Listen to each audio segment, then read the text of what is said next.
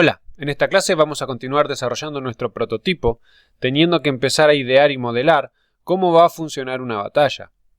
Hasta ahora lo que tenemos básicamente es un mapa que lo construimos utilizando la herramienta gráfica de RPG Maker, tal como ves ahora en pantalla, en el cual hemos ubicado 5 eventos de cada lado del mapa. Estos eventos representan a las unidades, son los Game Events. De momento, nosotros no estamos creando los eventos de forma dinámica en tiempo de ejecución, porque si bien eso se puede hacer, es complicado porque RPG Maker crea los eventos en base a la información que hay en la base de datos. Es decir, cada evento está creado de forma predefinida en el editor gráfico, esa es la forma en que está pensado, de manera que está asociado al ID de un evento, como tú podrás ver, y si ya sabes utilizar RPG Maker, y además si has hecho el curso conmigo, todos los eventos tienen un ID. Ese ID es único, lo identifica a cada evento en el mapa. En un nuevo mapa los ID se repiten, es decir, vamos a tener el evento número 1 porque es asociado a cada mapa, y cada mapa también tiene su ID. También hemos visto cómo poder seleccionar unidades, cómo poder hacer clic y que se muevan, es decir, básicamente estamos manipulando los eventos de mapa.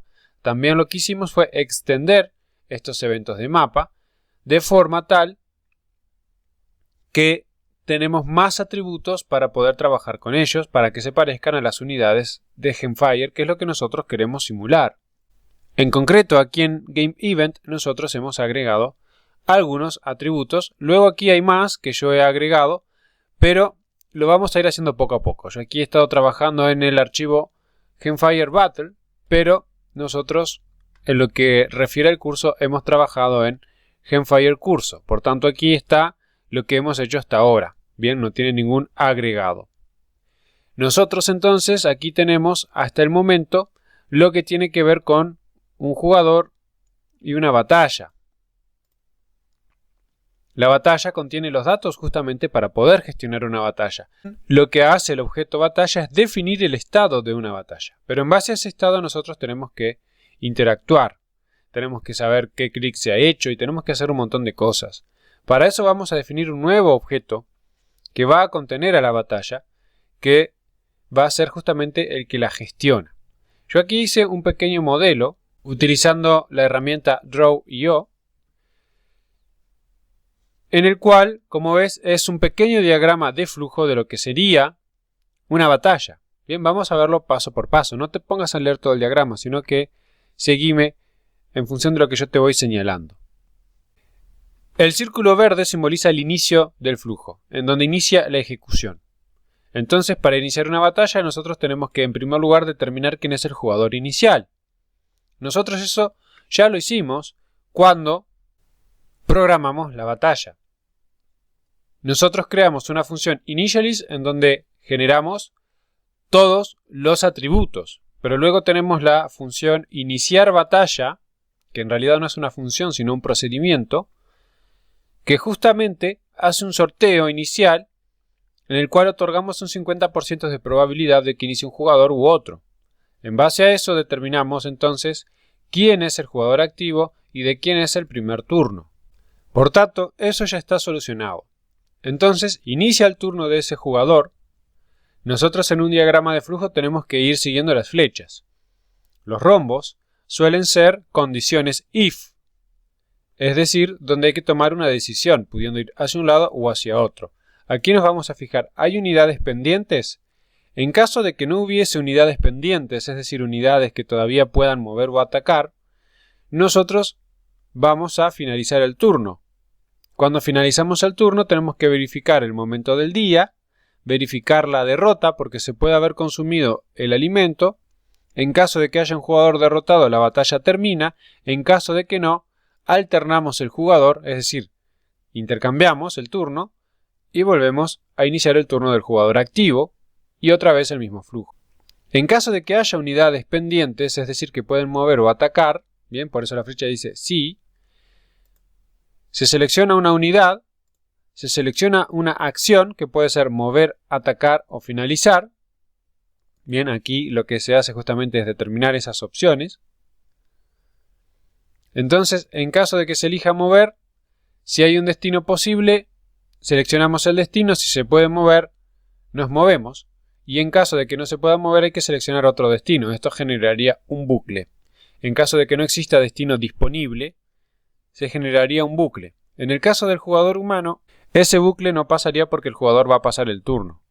Esto tenemos que tenerlo en cuenta cuando programemos la IA. Es decir, que el programa se dé cuenta si una unidad realmente no tiene movimientos disponibles. Eso luego lo vamos a ver. Vamos a programar una IA muy básica que haga todo básicamente al azar, porque justamente esto es un prototipo. Ya luego programar una IA que plantee un reto para el jugador puede ser un reto en sí mismo y puede llevar meses de trabajo. Solo esa parte del juego. Por eso vuelvo al concepto, que un juego sea corto o largo no se mide tanto o tan solo en lo que tiene que ver con el tiempo de juego en sí, sino que muchas veces también que un proyecto sea grande o pequeño tiene que ver con la dificultad de programarlo. En este caso, tener que programar una IA que tome decisiones que planteen un reto es una tarea difícil. Bueno, en caso de que no hubiese destino posible, entonces el flujo de ejecución pasa a pasar unidad. Bien, es decir, hay que seleccionar otra. En caso de que sí hubiese destino, entonces, y que se pueda mover, se mueve. Y una vez que se mueve, pasa la unidad. Aquí no está contemplado el hecho de que después de mover, aunque se hayan agotado los movimientos, la unidad pueda atacar. Bien, tendríamos que unir este mover con atacar. Pero como esto es solo un bosquejo para organizarnos, tampoco plantea tanto problema. En caso de que la acción sea atacar, tenemos que ver, bueno, si hay un enemigo en el rango. En caso afirmativo, vamos entonces a seleccionar el enemigo, calcular daños, verificar derrota. Si alguien es derrotado, se termina la batalla. En caso de que no hubiese enemigo en el rango, volvemos a la selección de acciones, que puede ser mover en caso de que haya movimiento, o finalizar. Aquí en mover habría que agregar la condición de hay movimiento disponible. Bien, es decir, que este diagrama se puede complejizar un poco más. Y bueno, finalmente la acción de finalizar lo que hace es pasar la unidad. Bien, en cualquier caso llegamos a este punto. Y cuando pasamos la unidad, volvemos aquí al punto de si hay unidades pendientes. En caso de que no, se finaliza el turno. En caso de que sí, se selecciona una unidad y volvemos al flujo de nuevo. Básicamente eso es lo que nosotros tenemos que hacer. Por tanto, en primer lugar tenemos que modelar un objeto. Recordad que aquí estamos utilizando más que nada programación orientada a objetos, porque es lo que RPG Maker utiliza y es lo que en la mayor parte de creación de software se utiliza. Entonces vamos a crear un objeto, una clase que nos permita hacer esto. Nosotros aquí en nuestro archivo hemos llamado a esa clase gestor batalla. Y justamente esta clase es la que recibe como argumento la batalla y en base a eso es quien va a hacer las cosas. Por tanto, vamos a ver qué es lo que tiene que contener. Bien, yo no lo he modelado aquí, sino que directamente lo tengo en el archivo de código fuente para que lo vayamos haciendo juntos. Por tanto, vamos a escribir ese documento. Entonces aquí en nuestro archivo, bueno, vamos a ir ahora al final. Hay un montón de cosas más que corregir y agregar, pero vamos paso a paso. Bien, entonces, lo primero que voy a hacer, agregar comentarios y vamos a definir el objeto. Lo vamos a definir como una función, porque en JavaScript las funciones son objetos. Y utilizamos thisInitialize, vamos a invocar a la operación initialize, que todavía no la definimos. Apply, le pasamos el objeto actual y los argumentos. Luego tenemos que definir la operación initialize.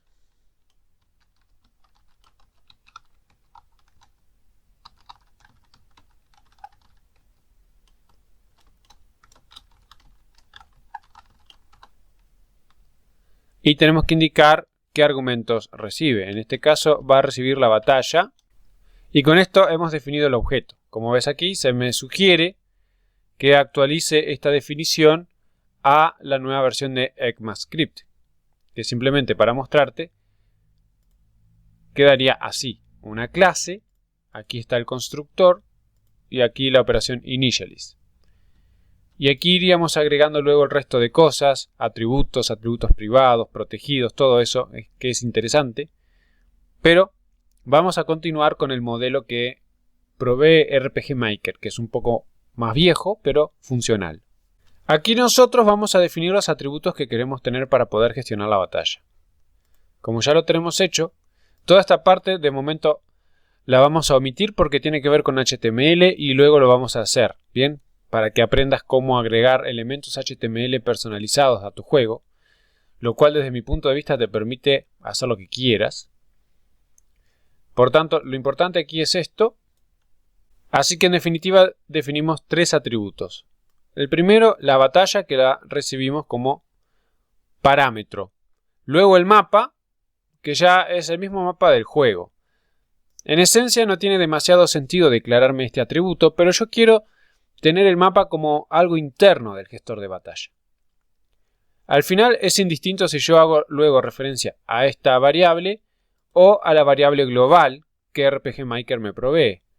Pero creo que esta forma por lo menos encapsula un poco mejor lo que el gestor de batalla tiene que hacer. Yo quiero luego utilizar solo este objeto y poder desentenderme lo más posible de variables globales y cosas que están por fuera, en la medida de lo posible. Es decir, estoy delegando la responsabilidad de gestionar todo lo que tiene que ver con la batalla justamente al gestor de batalla. Y acción jugador es un número. Nosotros tenemos que definir justamente cuáles son las acciones del jugador.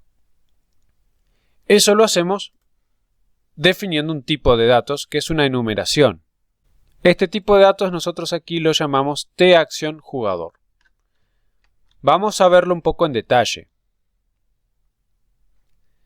Y en este caso, en vez de agregarlo allá arriba del todo, lo voy a poner aquí. En JavaScript no tenemos enumeraciones per se. Es decir, que no podemos definir un enumerado tal como lo haríamos en Pascal, en Java o en C++, por ejemplo, inclusive en C# y otro montón de lenguajes. Sino que lo que hacemos es definir un objeto constante, es decir, un objeto que no vamos a poder modificar, al cual le ponemos el nombre y luego le definimos atributos a ese objeto y esos atributos los tratamos como constantes. Entonces, en este caso, las acciones son ninguna, cuyo valor es 0. Bien, esto es una constante numérica, básicamente. Es una constante que vale 0. Acción seleccionar unidad, acción mover, atacar y finalizar. Básicamente son las 4 acciones que hemos definido de momento. Bien, por tanto, acción jugador inicia en 0. Sería más correcto aquí, en vez de poner 0, poner directamente la constante que hemos definido.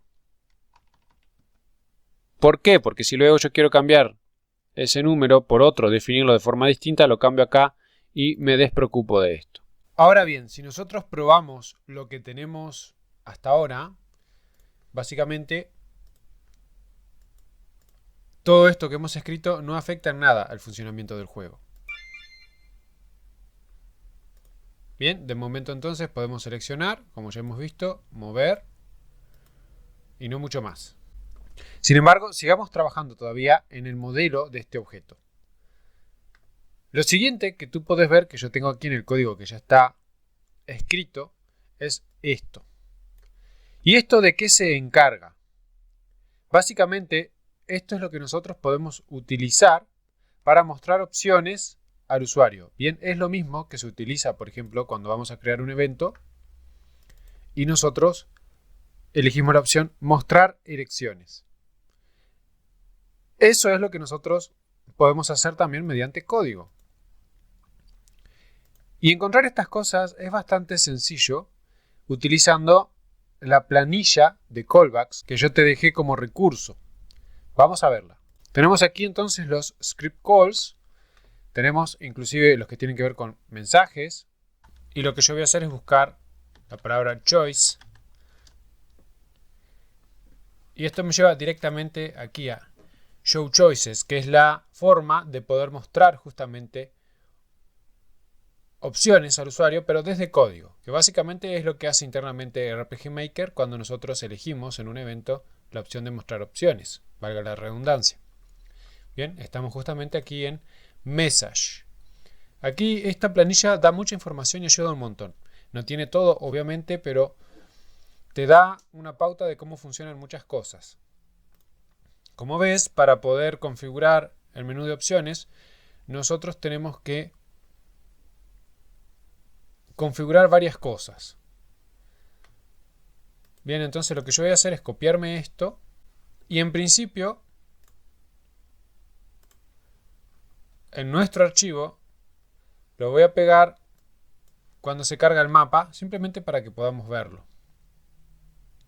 Bien, nosotros tenemos aquí sin map, que lo que hace justamente es cargar el mapa. Y aquí mismo podemos utilizar estas opciones. Entonces, como ves, estamos accediendo primero que nada al objeto GameMessage. Este objeto GameMessage justamente contiene opciones para que nosotros podamos manipular los mensajes. Si vamos a la librería y buscamos GameMessage, nosotros podemos ver aquí justamente su estructura y sus operaciones. Bien, inclusive podemos indicar la cara, el nombre, bueno, varias opciones que son interesantes. Lo que nosotros vamos a usar ahora son las operaciones que nos permiten configurar el mensaje de opciones. Entonces, en primer lugar, utilizamos la operación setChoices. setChoices recibe 3 argumentos. El primero, que son las opciones que van en un arreglo, son opciones que son strings. Es un arreglo de strings, de cadenas de caracteres. El índice por defecto y el índice de cancelar de forma automática. Es decir, qué opción se va a elegir automáticamente cuando nosotros presionemos escape, por ejemplo. Entonces, acá yo voy a crear un arreglo anónimo directamente aquí, bien, entre corchetes, y pongo cada string separado por coma. Por ejemplo, opción 1, luego vamos a poner la opción 2 y la opción 3, entre comillas. Es indistinto si utilizamos comillas dobles o simples. El índice por defecto, es decir, cuál es la opción que ya por defecto está seleccionada. Como esto es un arreglo, inicia en índice 0. Vamos a poner que sea la primera. ¿Y cuál es la opción automática para cancelar? Bueno, vamos a poner que sea la última, es decir, índice 2. 0, 1, 2. Luego aquí establecemos el fondo con setChoiceBackground. Vamos a mirar aquí que se nos explica qué son estos parámetros. Inclusive aquí se nos dan ejemplos, ¿bien? De cómo es el arreglo de opciones. Aquí se pone -1 para que no haya una opción de cancelar. Y el background, si nos fijamos, puede ser 0, 1 o 2. Bien, en este caso vamos a dejarlo en 1. Bien, que son las opciones que da RPG Maker por defecto para los fondos de mensajes. La posición, que puede ser izquierda, medio o derecha. Bien, y como ves aquí, 0 para la izquierda, 1 para el centro, 2 para la derecha. Entonces aprovechamos esto. Vamos a ponerlo 1 para el centro. El callback es la función que se va a invocar cuando nosotros hayamos elegido una opción. Bien, aquí el callback se establece automáticamente, se crea una función anónima. Bien, yo podría no hacerlo de esta manera y crear una función con un nombre. Bien, pero vamos a hacerlo de forma anónima. Para los que han hecho el curso de JavaScript conmigo, aquí nosotros ponemos el nombre de la variable de retorno, que puede ser cualquiera, en este caso le ponemos n. Luego ponemos signo de igual mayor que, como para escribir una flecha, y luego abrimos llaves, y aquí está el cuerpo de la función. Esta es una función anónima, no tiene nombre. El resto de funciones que hemos creado siempre tienen nombre y las podemos llamar por su nombre. Esta no tiene nombre y va a ser invocada directamente aquí. Y bueno, ¿qué vamos a hacer aquí dentro?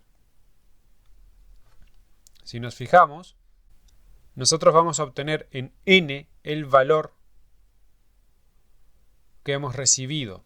Bien, entonces aquí lo que yo voy a hacer es console log n.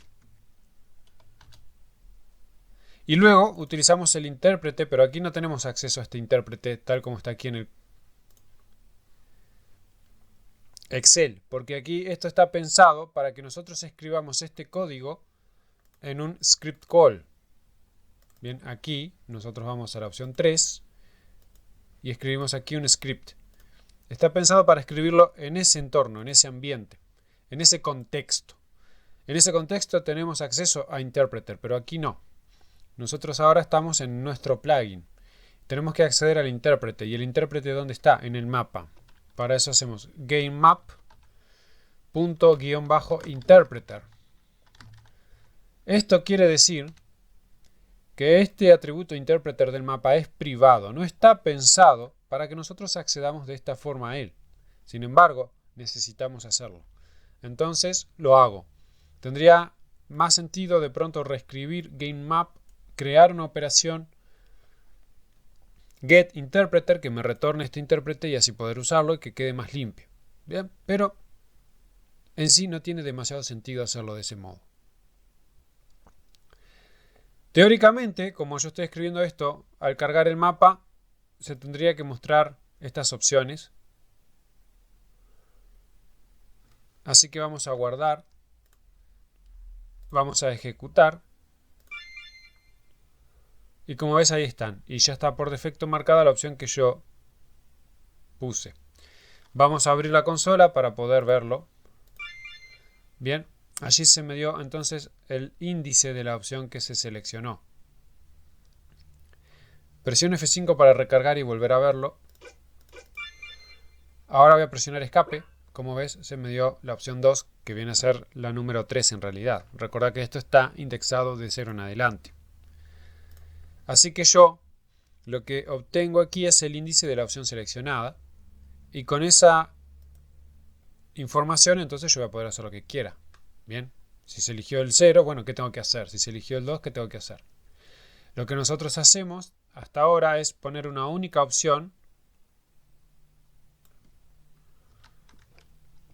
que es iniciar batalla. La elegimos por defecto y también la ponemos que sea por defecto la opción de escape. Es decir, que presione lo que presione el jugador, va a terminar siempre eligiendo la opción 0. Bien, la que tiene índice 0. Guardo y ejecuto nuevamente. Vamos a abrir la consola. Bien, ahí está. Y ahora F5 para recargar y volver a probar.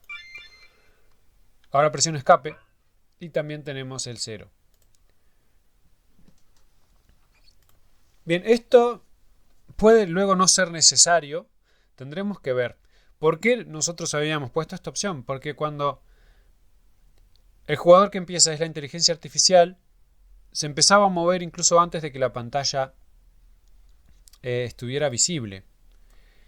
Y eso no quedaba lindo. Entonces, de esta forma le damos al jugador la opción de poder elegir cuándo empezar. Luego hay que evaluar si eso tiene sentido o no, si molesta más de lo que aporta. Bien, habría que jugar bastante y ver si es molesto. Por ejemplo, a la hora de probar y probar y probar, estar apretando Enter cada vez que inicia el mapa resulta molesto, pero estamos testeando. No es lo mismo para una experiencia de juego, así que eso hay que probarlo. Bien, entonces continuemos. Nosotros aquí en Gestor Batalla lo que hicimos fue poner estas opciones allí. Nosotros ahora en nuestro plugin no lo pusimos allí, lo pusimos directo al cargar el mapa. Por ahora lo vamos a dejar ahí, luego lo vamos a cambiar. Luego creamos la operación iniciar. Bien, esta operación es la encargada de iniciar la batalla. Bien, porque este objeto que estamos creando es el que va a gestionar todo. Bien, de momento entonces lo único que voy a hacer es escribir su firma para tenerla allí.